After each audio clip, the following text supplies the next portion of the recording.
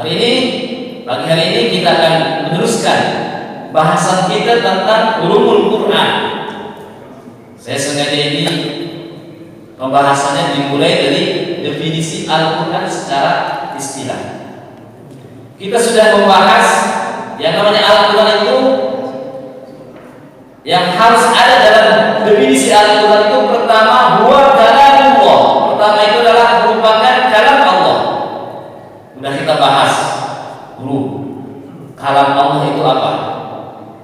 Apa yang dimaksud kalam Allah? Apakah kalam Allah yang mahfuz? Apakah kalam Allah pada zatnya Allah? Nah, itu dulu kita sudah pernah bahas. Alhamdulillah sudah mengerti.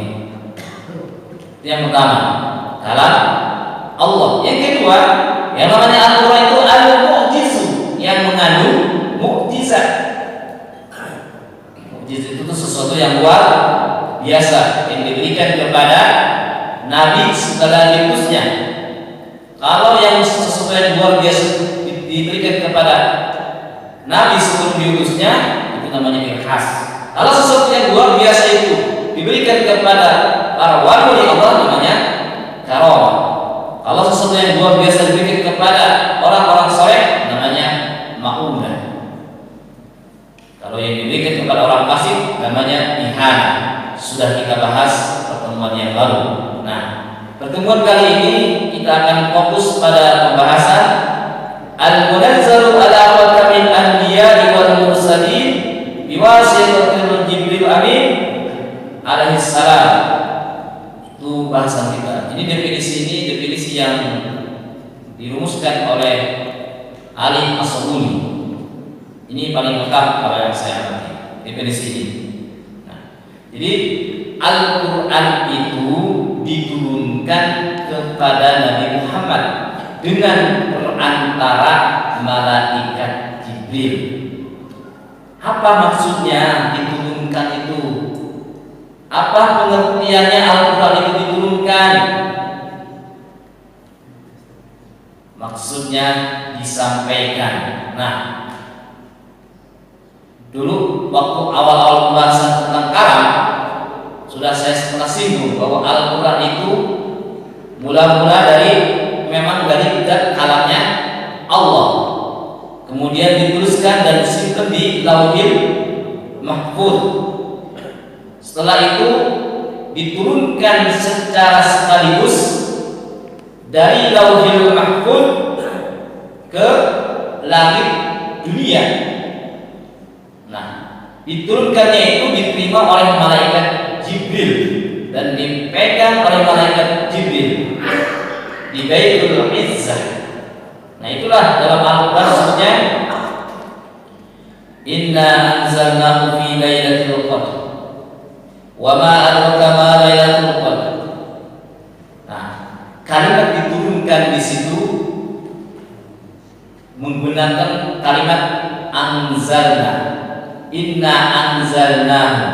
Pertama, ayat-ayat yang lainnya syahrul ramadhan alladzi unzila fihi al-Qur'an, bahwa Al-Quran itu diturunkan pada bulan Ramadan. Lihat di situ redaksinya kalimat anzala atau unzila. Nah, ini kalau kalimat redaksi Al-Qur'annya itu menggunakan kalimat anzalna atau unzila, itu berarti turunnya Al-Quran dari Lauhil Mahfuz ke Baitul Izzah yang diterima oleh malaikat Jibril alaihi salam. Nah, kemudian setelah malaikat Jibril itu memegang Al-Quran yang tadi tersimpan di Lauhil Mahfuz, nah sekarang kendalinya ada di malaikat Jibril. Apa tugasnya malaikat Jibril?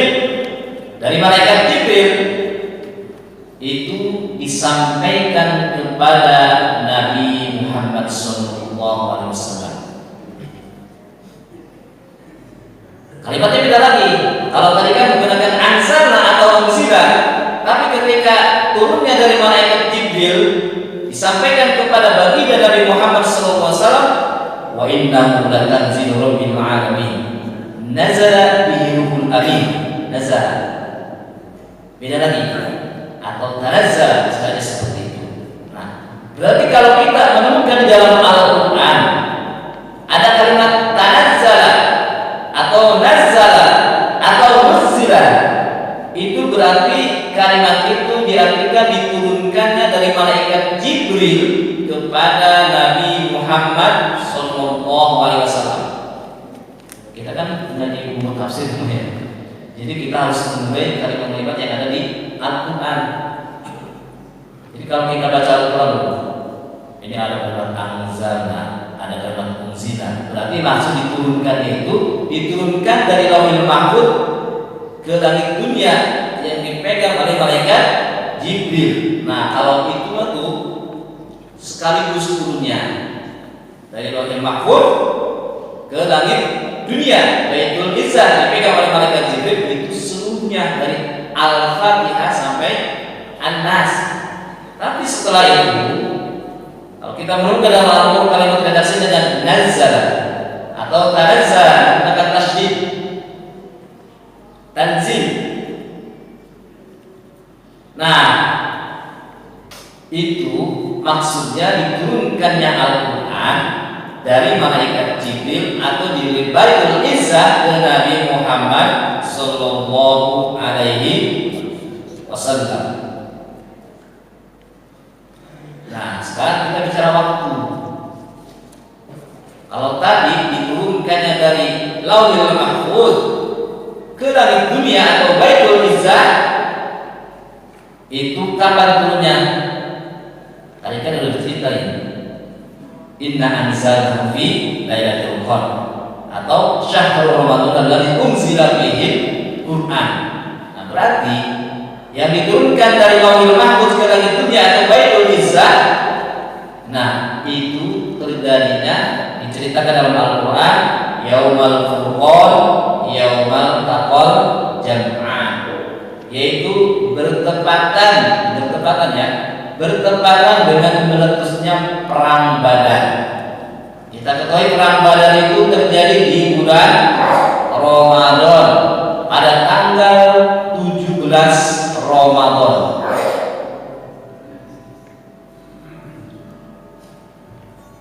Nah, yang dari Baitul Izzah ke langit dunia, dari Lauhul Mahfuz ke langit dunia, itu inna anzalnahu fi lailatul qadri, artinya diturunkannya pada malam Lailatul Qadar. Itu tidak ada informasi dari baginda Nabi atau di dalam ayat Al-Quran sendiri kapan tanggalnya. Tidak ada informasi. Lailatul Qadar ada, sedangkan Lailatul Qadar itu terjadinya pada malam-malam ganjil bulan Ramadan. Itu waktu turunnya dari Lauhul Mahfuz ke langit dunia, itu malaikat Jibril di Baitul Izzah, itu turunnya pada malam Lailatul Qadar. Tapi tidak ada informasi dari baginda Nabi atau di dalam Al-Quran yang menyatakan tanggal berapanya. Itu yang turunnya sekaligus. Tapi ketika Al-Quran itu turun dari Baitul Izzah yang sudah dipegang oleh malaikat Jibril kepada baginda Nabi Muhammad SAW, itu ada informasinya, tanggalnya dari Allah, yaitu dinyatakan dalam surat Al-Anfal, yaumal furqan yaumal taqal jam'an. Pertama kali Al-Quran diturunkan dari Baitul Izzah, dari malaikat Jibril kepada baginda Nabi Muhammad SAW, itu bertepatan dengan meletusnya perang Badar. Kita ketahui perang Badar itu juga terjadi di bulan Ramadan. Bayangkan Nabi Muhammad lagi puasa, Rasulullah lagi puasa perang, kan luar biasa ya. Diceritakan dalam Al-Quran yaumal furqan yaumal taqal jam'an, terjadinya perang Badar itu pada tanggal 17 Ramadan. Nah, berarti itu turunnya tanggal 17 Ramadan itu adalah turunnya dari malaikat Jibril atau dari langit dunia Baitul Izzah kepada Nabi Muhammad. Nah, ayat apa tuh yang turun? Ini ada dua pendapat. Pendapat pertama sesuai dengan riwayat hadis Sayyidatina Aisyah, yang turun kepada Nabi Muhammad adalah surat Al-Alaq ayat 1 sampai 5. Itu pendapat pertama, dan ini yang jumhur ulama mengatakan. Ada lagi pendapat kedua, hadisnya bersumber dari Jabir bin Abdullah. Itu turunnya bukan surat Al-Alaq katanya, kata beliau, yaitu surat Al-Mudaththir. Itu kata Jabir. Nah, tapi ulama ini mengkompromikan. Kalau ada dua hadis yang bertolak belakang, pertama kita kalau bisa dijam atau dikompromiskan, dikumpulkan, diambil yang dikompromikan. Bagaimana ini asbab nuzulnya? Bagaimana ini latar belakang munculnya? Asbab turunnya ini hadis kumpulkan. Bagaimana caranya? Jadi begini. Kata Sayyidatina Aisyah, jadi Nabi Muhammad menerangkan kepada istrinya kejadian beliau di Gua Hira. Sebetulnya yang paling tahu sekali itu adalah Sayyidatina Khadijah. Tapi kalau Sayyidatina Khadijah itu wafat sebelum Nabi Muhammad ke hijrah itu kan, jadi hampir tidak ada hadis atau sangat minim sekali yang diriwayatkan oleh Sayyidatina Khadijah itu.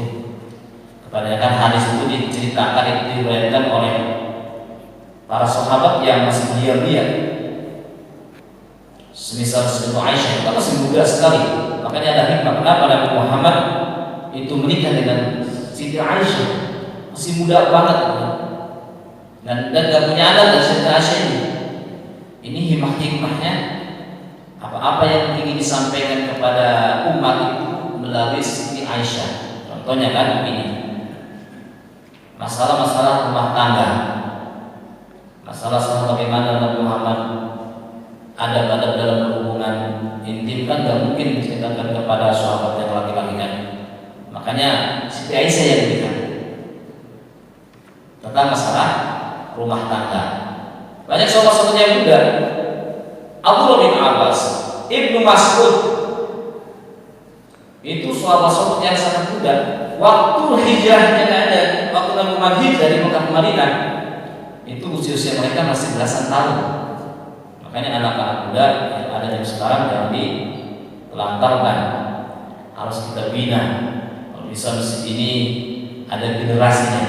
Nanti kalau kita wafat siapa yang akan meneruskan masjid ini kan gitu. Nabi Muhammad juga begitu. Saya harus membina anak-anak muda ini, karena kan waktu itu mungkin Nabi juga punya perasaan, punya pikiran seperti ini. Kalau mengajarin anak-anak orang-orang yang tua kan udah pensiun dua misalnya. Beda dengan ngajarin anak-anak muda, sekali ngajarin mas cepat nangkapnya itu kan. Kalau kita kan berkali-kali berulang masih belum masuk, sebelum langkah dan kita keluar baru buka lagi materi itu kan. Itu namanya kita medium 2 atau medium 3 ya. Yang kita sekarang itu komputer aja udah gen 11 itu, generasi 11. Kalau kita dulu paling punya medium 2. Jadi kita itu zamannya dengan medium 2. Maka oleh sebab itu saya berusaha kemarin mutolaah dulu sebelum kesini, mutolaah dulu sehingga hasil mutolaah saya ini dituangkan dalam tulisan seperti ini supaya nanti nggak lupa banget apa yang saya sampaikan, bisa ada yang dicerna. Tapi saya ini nggak nyantumin ayat di sini supaya kalau nanti kita lupa nyimpennya atau bawa ke tong sampah ini jadi nggak mengapa. Kenapa? Karena nggak ada ayat Al-Qur'annya. Saya cantum cuma hanya terjemahnya saja. Nah, gitu. Jadi lagi bahwa Sayyidatina Aisyah itu mendengar cerita dari Nabi. Kata Nabi dulu awal-awal mau jadi kenabian, mau dilantik ya. Karena Nabi Muhammad itu beda dengan nabi-nabi yang lain. Antara SK dengan pelantikan beda. Nabi Muhammad tuh di SK kan yang menjadi nabi itu jauh sebelum alam semesta ini ada. Kuntu nabiyan lahu zaridun bainal adam wa tin. Aku itu dieskakan menjadi nabi tatkala Adam itu masih berbentuk tanah. Itu SK-nya jauh sebelum alam semesta terjadi. Sementara dilantiknya Nabi Muhammad menjadi nabi, yaitulah ketika usianya 40 tahun, yaitu ketika menerima wahyu yang pertama ini. Cerita kepada Sayyidah Aisyah, wahai Aisyah, saya itu ketika mau diangkat, mau dilantik menjadi nabi, sering bertahanus beribadah di Gua Hiro. Ini kenapa Nabi Muhammad memilih Gua Hiro? Ya karena kalau di depan Ka'bah bisa dipukuli oleh kelompoknya Abu Jahal. Kalau Nabi Muhammad di depan Ka'bah, karena waktu itu Ka'bah kan masih dikuasai orang kafir Quraisy. Dikuasai sepenuhnya oleh Nabi Muhammad setelah Fathul Makkah. Itu masih dikuasai. Jadi Muhammad pengen sebetulnya bahwa ibadahnya itu bisa melihat Ka'bah. Akhirnya karena kalau depan Ka'bah tidak memungkinkan, Nabi Muhammad bertahanuf pergi ke tempat yang sepi di Gua Hiro. Nah, di Gua Hiro itu bisa melihat dan bisa memandang Ka'bah dari kejauhan. Itulah. Kita itu kepada Sayyidatina Aisyah, bagaimana Siti Khadijah mendukung terhadap perbuatan Nabi Muhammad seperti itu. Kemudian kala itu malam hari Nabi Muhammad sedang bertahanuf beribadah, datanglah sesosok yang sebelumnya Nabi Muhammad tidak pernah melihat, tidak pernah mendengar. Kemudian sosok itu mendekat Nabi Muhammad dan mengatakan, "Iqra." Apa jawaban Nabi Muhammad? "Ma ana biqari." Aku tidak bisa baca. Nah, tapi ini ya, kalimat ma ana biqari jangan sampai kita mengartikannya Nabi Muhammad kalau itu, kalau Nabi Muhammad tidak bisa baca bodoh dong. Enggak bisa baca tidak identik dengan kebodohan. Orang-orang tua dulu, kayak orang tua saya itu, dia nggak bisa baca. Tapi kalau sholat bacaan-bacanya apa? Semuanya. Bahkan saya itu yang diajari oleh ibu saya itu, ayat akhir itu saya dapat dari ibu saya. Itu karena bacaan wajib gitu ya. Bacaan wajib kalau Fatihah kan sudah lihat gitu, sudah bisa. Ini waktu itu saya masih SD kelas 1 setelah. Ketika dites ibu saya nggak bisa baca ayat akhirnya, sampai total. Lihatin sama ibu saya. Itu yang saya ingat. Semoga Allah merahmatinya. Itu ajaran dari ibu saya. Itu pintar. Yasin itu hafal. Itu orang tua dulu kan. Tapi suruh baca nggak bisa, karena nggak sekolah. Waktu itu sekolahnya ada namanya sekolah SR, sekolah rakyat, belum SD. Karena yang namanya bisa baca itu kaitannya dengan sekolah atau enggak dia? Ya dia tahu enggak? Orang tua dulu nyatanya dia tidak bisa baca, tapi pintar juga. Masih orang luar biasa. Yasin banyak yang hafal, padahal tidak bisa baca. Jadi tidak bisa baca itu tidak identik dengan kebodohan. Justru banyak yang dia pintar padahal dia tidak bisa baca. Dan kalau Nabi Muhammad waktu itu bisa baca, dia bisa mengira bahwa Al-Quran itu karangannya Nabi Muhammad. Tapi ya tidak. Tapi ini Pak Prof. Masrul Umar kami di PPIG, beliau sangat membantah kalau Nabi Muhammad betul-betul tidak bisa membaca. Buktinya apa? Nabi Muhammad itu punya stempel, dan Nabi Muhammad mengirimkan surat kepada raja-raja yang ada di sekitar Jazirah Arab waktu itu di awal-awal kenabian. Kirim surat, tapi nuliskan, dan stempel itu ada cincinnya, itu ada stempelnya kepada Nabi Muhammad. Bacaan stempel itu menandakan Nabi Muhammad itu bisa baca dan bisa menulis. Bisa jadi kalau pada waktu itu ma'ana biqari, bisa baca, bisa jadi pada waktu itu belum bisa baca. Setelah itu Nabi Muhammad bisa baca. Itu kata Prof. Nasruddin Umar. Jadi kalimat ma'ana biqauli aku tidak bisa baca, jangan sampai kita mengartikan bahwa itu adalah merupakan kebodohan. Enggak. Nyatanya Nabi Muhammad luar biasa cerdasnya. Walaupun dalam beberapa riwayat mengatakan salah satu ini ma'ana biqauli, aku tidak bisa baca. Nah, kemudian sampai ketika kalinya itu ma'ana biqauli, akhirnya iqra bismi rabbikal ladzi khalaq khalaqal insana min 'alaq iqra wa rabbukal akram alladzi 'allama bil qalam 'allama al insana ma lam ya'lam. Nah, ini. Kemudian setelah itu Nabi Muhammad pulang. Ketika pulang, wah, luar biasa ibarat kata sekarang kita itu keluar keringat dingin, saking takutnya bertemu dengan sesuatu yang sebelumnya tidak pernah bertemu. Luar biasa. Nah, Siti Khadijah yang berusaha ngasih motivasi kepada Nabi Muhammad.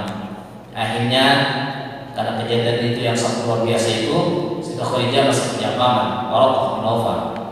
Ketika itu diceritakan oleh Siti Khadijah, ternyata Waraqah bin Nawfal itu seorang ahlul kitab, orang yang mengerti tentang kitab Injil, kemudian mengatakan, kalau saya nanti masih hidup di kemudian hari, saya akan membantu Nabi Muhammad dalam berdakwah. Ini adalah yang datang itu merupakan Al-Amin, merupakan malaikat Jibril. Ini menandakan bahwa Nabi Muhammad adalah diangkat atau dilantik sebagai nabi. Nah, jadi itu ceritanya dari Sayyidah Aisyah seperti itu yang diriwayatkan oleh Bukhari Muslim, sampaikan kepada umat bahwa yang pertama kali turun itu adalah surat Al-Alaq ayat 1 sampai 5. Kemudian di versi lain Nabi Muhammad juga bercerita kepada sahabat Jabir.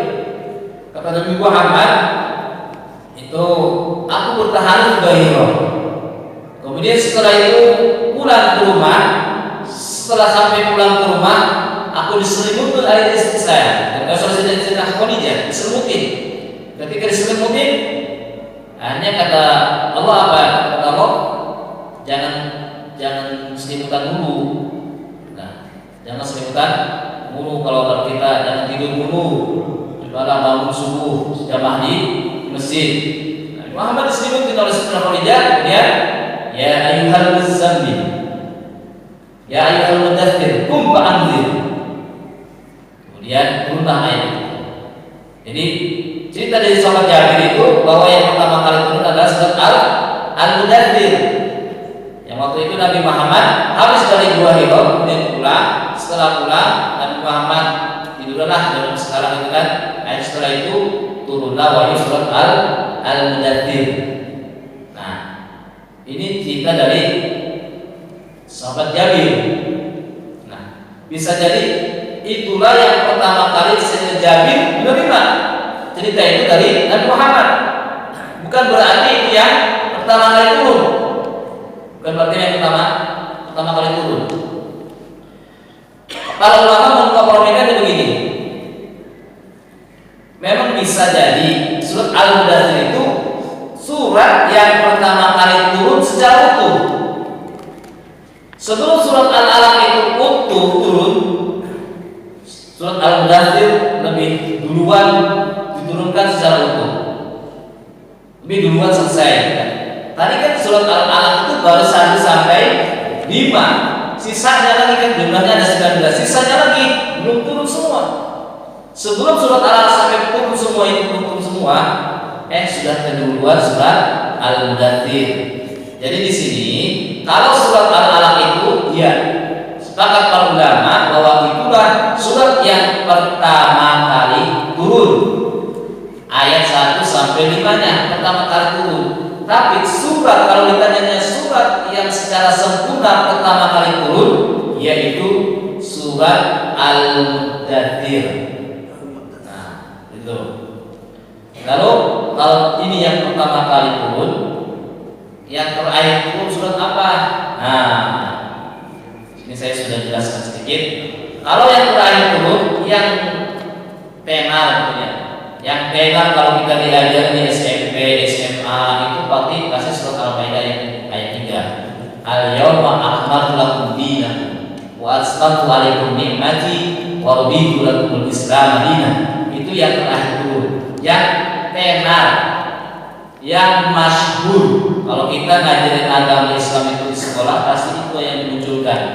Yang pertama, yang terakhir turun itu yang terakhir turun. Dan itu turunnya di Arafah. Ketika Nabi wukuf haji wada itu turun ayat itu. Jadi para sahabat banyak yang menyaksikan ayat itu turun. Sangat terkenal itu ayat itu. Sehingga kesannya ketika ayat itu turun, wah ini ajaran Islam telah sempurna. Nikmat-nikmat sudah disempurnakan diturunkan kepada Muhammad. Islam pun telah sempurna. Seakan-akan tidak ada lagi ayat yang lain yang turun.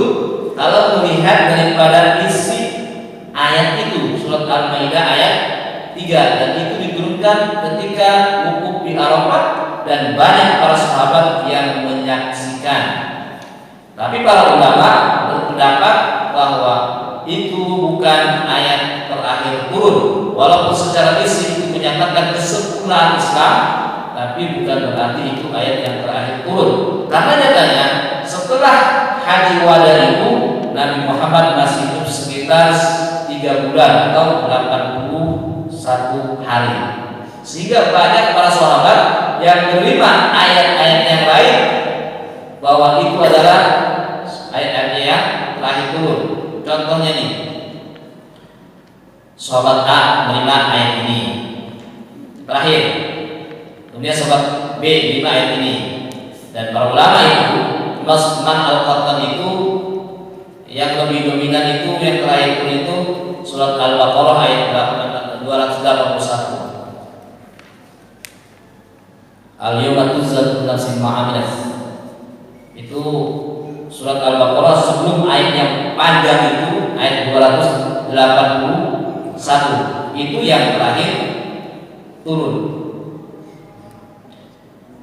Tapi para ulama, karena tidak ada nas Nabi sendiri yang menyatakan bahwa yang terakhir turun ini adalah surat ini, itu yang mengatakan itu para sahabat bahwa dia menerima terakhir. Dia mengatakan bahwa ini yang terakhir. Ada yang mengatakan ini yang terakhir, ini surat ini lakukan jangan bosan pusikum. Ayat sahabat yang bilang ya orang kita orang riba.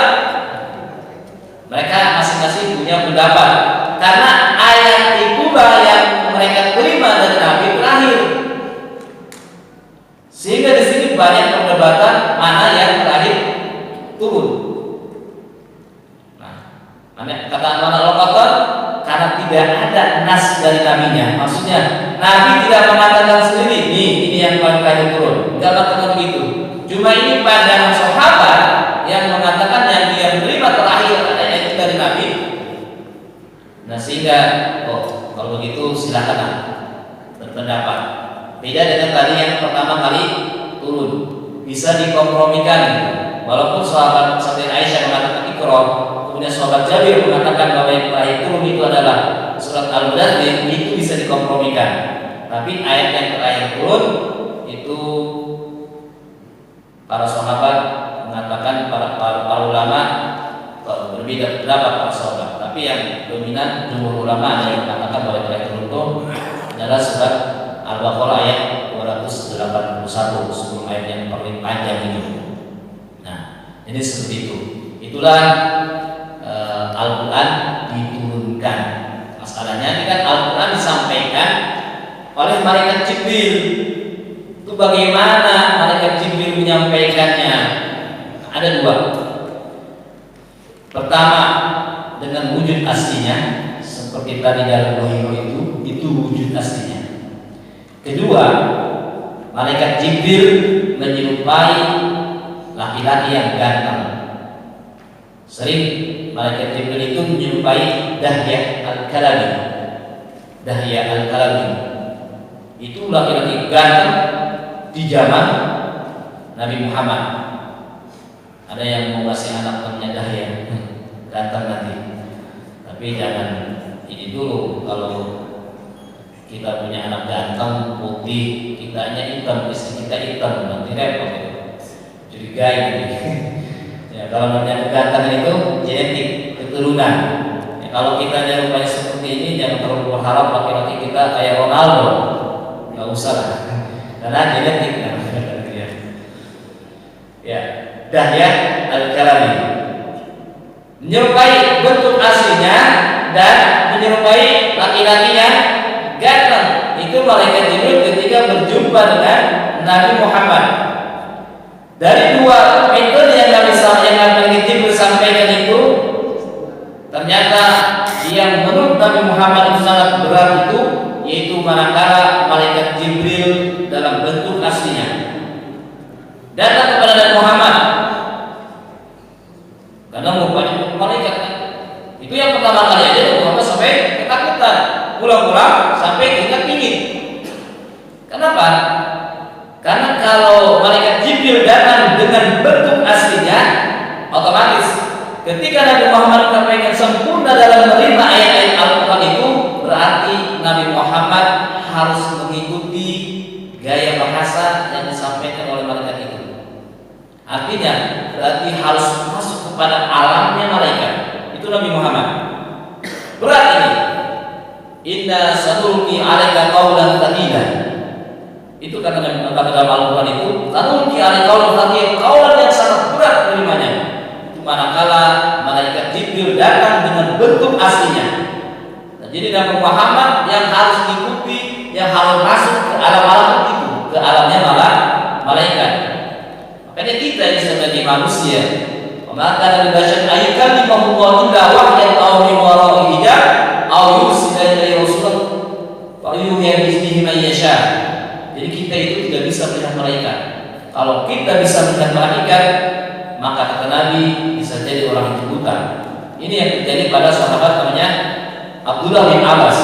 Dia kepengen ditanya oleh Nabi, wahai Abdullah bin Abbas, kamu pengen minta apa?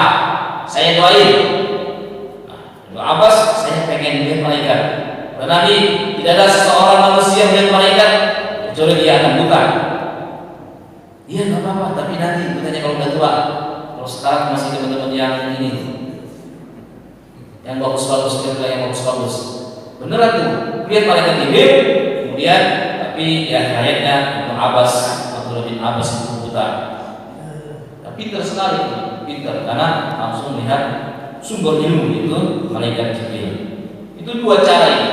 Pertama, cara malaikat Jibril datang dengan bentuk aslinya, ini berat Nabi Muhammad menghadapinya. Yang kedua, malaikat Jibril datang dengan menyerupai laki-laki yang ganteng. Kalau ini tadi, karena artinya malaikat yang menyerupai kita, berarti Nabi Muhammad nggak harus masuk ke alam-alam, nggak harus masuk ke alamnya malaikat. Dan kalau yang malaikat Jibril menyerupai manusia, berarti sahabat pun bisa melihat. Ini cerita seperti Nabi Muhammad, malaikat Jibril mengajarkan tentang iman, Islam, ihsan, itu datang kepada majlisnya Nabi Muhammad. Dan pada waktu itu sahabat pun ada, tapi bingung siapa dia. Dikata orang jauh, dia tidak ada bekas perjalanan jauh. Dikata orang dekat, satu pun di antara para sahabat yang hadir pada waktu itu tidak ada yang mengenalnya. Setelah laki-laki itu pergi, baru Nabi Muhammad mengatakan, wa Jibril atakum yu'allimakum dinakum. Dia malaikat Jibril yang mengajarkan kepada kalian tentang masalah agama, yaitu Islam, iman, dan ihsan. Itu menyerupai laki-laki yang ganteng, Dahya Al-Kalami. Nah, itu cara malaikat Jibril datang kepada Nabi Muhammad menyampaikan wahyu dengan dua cara. Cara menyerupai bentuk aslinya, kemudian yang kedua menyerupai laki-laki yang ganteng.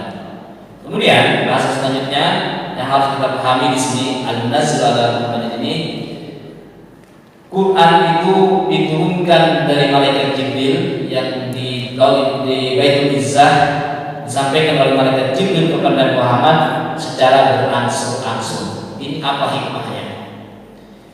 Paling tidak di sini hikmahnya bahwa ini dapat liyutsabbita bi fu'ada al-qalbi itu, untuk menemukan hati Nabi Muhammad. Karena orang-orang kafir Quraisy itu gangguannya pada Nabi Muhammad itu sangat luar biasa. Jadi kalau sekarang ada zaman sekarang ini orang dakwah, kemudian ada yang mencaci maki, bahkan dia dakwah, ada yang dipenjara dan sebagainya, itu belum seberapanya seperti yang dialami oleh Nabi Muhammad SAW. Nabi Muhammad kalau tenggori beneran, kalau pengen dibunuh beneran. Bahkan hijrah ke Baik bukan disambut, tapi anak kecil pun ikut menembak Nabi Muhammad. Itu luar biasa dakwahnya Nabi Muhammad. Nanti kala itu sedih Nabi Muhammad sebetulnya. Nah, ketika datang kesedihan, malaikat Jibril turun, kasih motivasi. Wa iyukadzibuka faqad kudzibat rusulun min qablik. Wahai Nabi Muhammad, kalau mereka mendustakan engkau, sungguh Rasul-Rasul zaman dulu pun telah didustakan. Fasbir kama sabara ulul azmi minar rusul. Sabarlah engkau seperti sabarnya para rasul azmi sebelum engkau. Datang terus dengan datangnya malaikat Jibril sering bertemu itu kan membawa motivasi lagi. Sampai kita sekarang hidup dengan kesusahan dan sebagainya, kita jarang ketemu orang-orang yang bisa motivasi kita kan makin terpuruk. Tapi kalau kita hidup dalam kesedihan, hidup dalam keterpurukan, kemudian kita sering berjumpa dengan orang-orang soleh, sering berjumpa dengan orang-orang yang bisa motivasi kita, otomatis kita akan tergugah hati kita. Nah, itu yang pertama. Yusuf kita diikuti. Yang kedua, tentunya dengan turunnya berangsur-angsur itu akan memudahkan para sahabat pada waktu itu, juga Nabi Muhammad itu memudahkan untuk dihafalnya. Kalau sedikit-sedikit, nanti kalau menghafal jangan langsung, sedikit-sedikit aja. Para sahabat mudah tuh dihafalnya, kita berangsur-angsur. Yang sekarang sudah terbentuk mushaf, ya kita kalau menghafalnya ya sedikit. Quran itu memang mudah untuk dihafal, tapi mudah juga untuk hilangnya. Supaya apa? Kalau orang hafal Quran itu supaya banyak tadarus, supaya banyak membaca Al-Quran. Minimal Quran itu dibaca seminggu sekali. Kalau para hafizul Quran, kalau ada orang hafizul Quran kemudian tidak mudah dalam seminggu sekali, seminggu kehatam itu dipertanyakan. Inilah yang digomor-gomorkan namanya hatam metode Utsman bin Affan. Mula-mula dia mulai dari hari Jumat mulai dari surat Al-Baqarah sampai surat Al-Maidah. Kemudian hari Sabtu dari surat Al-An'am sampai surat At-Taubah. Hari Minggu dari surat Yunus sampai dengan surat Maryam dan seterusnya. Sehingga satu minggu itu bisa hatam. Itu kalau hafiz Quran seperti itu. Disebut dengan yang namanya dalailul Quran. Ada dalailul Tawrat, ada dalailul Quran. Nah, itu hikmah yang kedua, untuk memudahkan dihafalnya. Dan yang ketiga, karena waktu Nabi Muhammad berdakwah itu orang-orang Arab pada waktu itu memang sudah sangat akhlaknya sangat luar biasa berjalannya dengan dalam memperbaiki akhlak. Itu Nabi Muhammad itu bertahap dan Quran itu diturunkan secara bertahap. Contohnya nih, orang-orang Arab pada waktu itu sangat gemar yang namanya minum-minuman khamr. Nah, Al-Quran ingin menyatakan bahwa khamr itu haram, tidak langsung dipeluk, ini haram, tidak begitu. Mula-mula mengatakan bahwa yang namanya dari anggur itu bisa dipetik buahnya, kemudian buahnya bisa diperas, itu dapat menimbulkan banyak rezeki kalau kita jual, kan? Itu. Kemudian setelah itu, yas'aluna qul bima ikum kami wa manafi'un nas. Ketahuilah bahwa dalam namanya khamar itu dan perasaan anggur itu ada manfaat dan ada madaratnya. Tapi manfaatnya dikit, madaratnya lebih banyak. Itu kedua. Kemudian ketiga, wala taqrabu shalah wa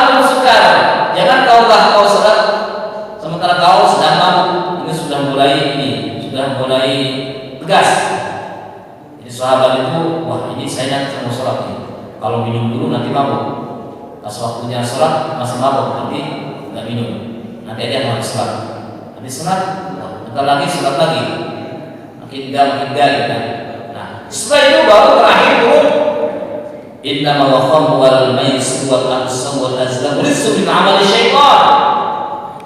Sungguhnya khamr, judi dan sebagainya itu adalah perbuatan syaitan, maka jauhilah. Lalu itu haram secara mutlak, jadi bertahap.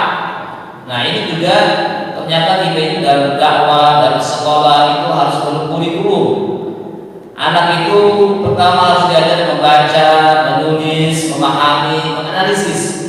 Tidak langsung diajarin menganalisis, tidak langsung diajarin membuat metode dan sebagainya.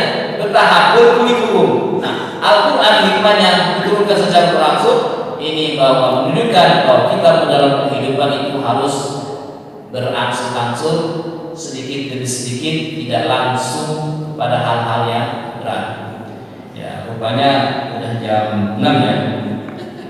Jadi sampai di sini aja dulu jam 6. Tapi kurangnya mohon maaf, mudah-mudahan apa yang saya sampaikan dapat dipahami dan bermanfaat bagi jamaah semua.